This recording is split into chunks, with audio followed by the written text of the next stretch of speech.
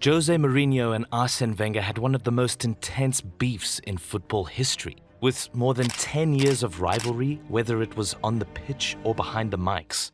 Here's the full story of the great beef between the two geniuses. It is the 2004-2005 season. On one hand, we have Arsene Wenger, the Frenchman who did the impossible with Arsenal, winning the invincible title in the 2003-2004 season. And on the other hand, José Mourinho, a young, arrogant manager who just made a miracle with Porto by winning the Champions League in the 2003-2004 season with a group of unknown players. Mourinho moved to Chelsea for the 2004-2005 season, following the revolutionary plan of Roman Abramovich, the former Chelsea owner, to dominate Europe. Many people consider Mourinho as the main villain of this story, but the truth is that Wenger is the one who started everything when he accused Mourinho of parking the bus after Arsenal lost to Chelsea 1-0. I know we live in a world where we have only winners and losers, but once a sport encourages teams who refuse to take the initiative, the sport is in danger. You can't really blame him. The term "park the bus" was literally invented because of Mourinho's style, but Wenger's words blew the war horn for this beef to start. Mourinho showed everyone from his early days in the Premier League that he was not going to be an easy target in the media by responding to Wenger in style. Wenger has a real problem with us, and I think he is what you call in England a voyeur. He is someone who likes to watch other people. There are some guys who, when they're at home, have this big telescope to look into the homes of other people and see what is happening. Wenger must be one of them. It is a sickness. And it was this exact moments that we knew that we're going to watch one of the most legendary beefs in Premier League history. Wenger was the one who was taking the punches, whether when losing on the pitch or when getting roasted from Mourinho's fearless words, until he was so done that he had to say something strong. And he certainly did. He's out of order, disconnected with reality, and disrespectful. When you give success to stupid people, it makes them more stupid sometimes, and not more intelligent. You can't really get away with calling Mourinho a stupid man and not get loads and loads of hits from the special one. Wenger was the first manager to not only challenge Mourinho in games, but also to be his rival in every post-match interview. It doesn't have to be a Chelsea-Arsenal match for Mourinho to start talking about Wenger for no reason. And the word stupid hurt José's ego so bad that he came with this iconic quote. At Stamford Bridge, we have a file of quotes from Mr. Wenger about Chelsea Football Club in the last 12 months. It is not a file of 5 pages, it is a file of 120 pages. In fact, Wenger was more than happy to take things out of the football pitch to the court, which says a lot about his personality. From the 2004-2005 season to the 2006-2007 season, Wenger and Mourinho faced each other 8 times. They drew 4, and Mourinho won 4. Mourinho was destroying Wenger in every game and taking the chance in each interview to humiliate Wenger. But then in 2008, Mourinho got sacked by Chelsea. It was a relief for Wenger, knowing that he doesn't have to face the man that he never even scored 3 goals against. But Mourinho didn't leave him alone. He said in an interview, "The English like statistics a lot. Do they know that Arsene Wenger has only 50% of wins in the English league? And if you think that this was hot, we're just getting started." Because Mourinho's comeback to Chelsea in 2013 was the beginning of the peak of this beef. Wenger couldn't keep up with Mourinho in the press room, and you can't really blame him for that. But the surprising thing is that he was always crushed by Mourinho's Chelsea. Wenger's record against Mourinho up until this point is 5 draws and 5 losses, which is insanely embarrassing. Wenger was under pressure from the Arsenal board, the media, and everyone to do something against Chelsea. So he called Chelsea's approach to the league title "Fear to Fail," which opened the gates for Mourinho to attack Wenger in one of the most iconic press conferences in the history of the Premier League. You know, he is a specialist in failure. I'm not. So if supposedly he is right and I am afraid of fail, it's because I don't fail many times. So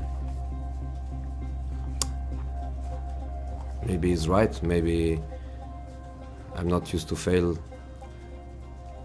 But the reality is that he's a specialist, because 8 years without a a piece of silverware, that's failure.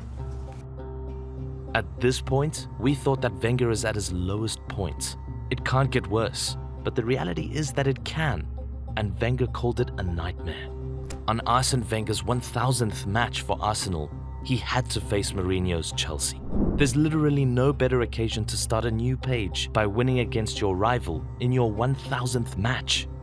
The match starts, and just 4 minutes in, Oxlade-Chamberlain plays the wrong pass. Andre Schürrle cuts the ball, and Chelsea carry on with the counter-attack. And in a matter of 3 seconds, it's 2 against 2. The German passes the ball to Samuel Eto'o, who needed one touch to set up the ball and shoot to score. 5 minutes and already 1-0. But it didn't stop there. Just 1 minute after, Santi Cazorla plays the wrong ball again.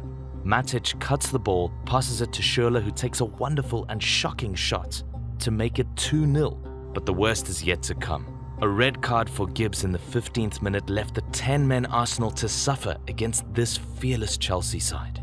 Because just 2 minutes later, Hazard scored from the penalty spot. Wenger's losing 3-0 in his 1000th match, with 10 men in the first 20 minutes. It is a nightmare. Chelsea added 3 more goals. Oscar scored twice and even Mohamed Salah scored. It was all dark for Wenger, because this loss is not going anywhere. People will remember it for years to come as the loss that defined this rivalry. A man that is always ahead of his rival no matter what. And the dominance wasn't just on the football pitch, it was also in interviews, which is not a surprise that Mourinho is smashing Wenger in every single interview. The man had been doing this for years.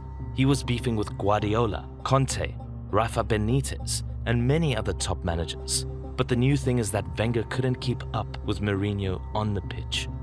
Wenger is like the godfather of every Arsenal player or fan, so getting sacked was not the option unless...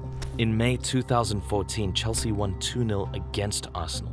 Nothing new. No one on earth felt anything. No anger, no surprise, not even joy.